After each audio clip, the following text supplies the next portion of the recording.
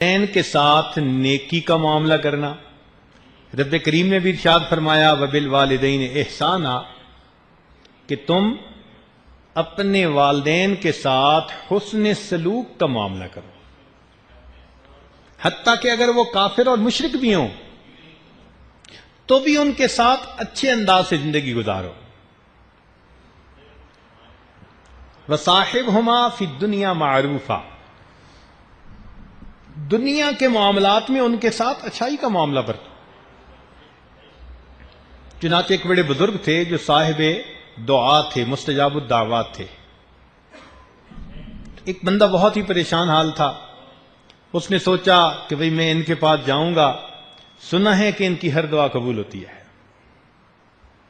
چنانچہ وہ کہنے لگا جی میں آپ کے گھر آنا چاہتا ہوں، میں آپ کو کچھ حالات سناؤں گا. وہ اسے لے کر گئے. جب وہاں گئے تو اس نے دیکھا کہ ان کے گھر کے اندر 2 سور بندھے ہوئے ہیں.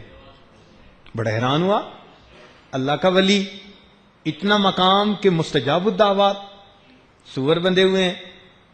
انہوں نے مہمان کو بٹھایا، پہلے ان سوروں کو جو ان کا دانہ تھا وہ ڈالا، پھر آ کر بیٹھ گئے. اس نے حالات بتائے اور بتا کر اس نے ان سے دعا کے لیے کہا. انہوں نے دعا کر دی.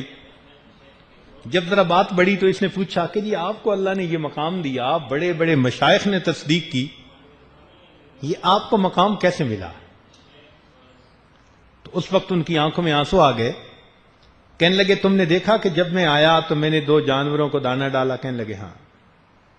کہنے لگے وہ دونوں میرے ماں باپ،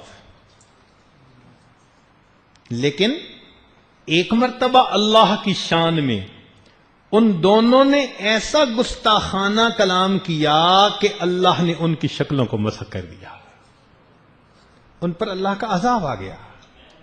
میرے تو ماں باپ تھے نا، میں نے ان کی خدمت کو اسی طرح جاری رکھا، اللہ نے ان کی خدمت کے صدقے مجھے مستجاب الدعوات بنا دیا.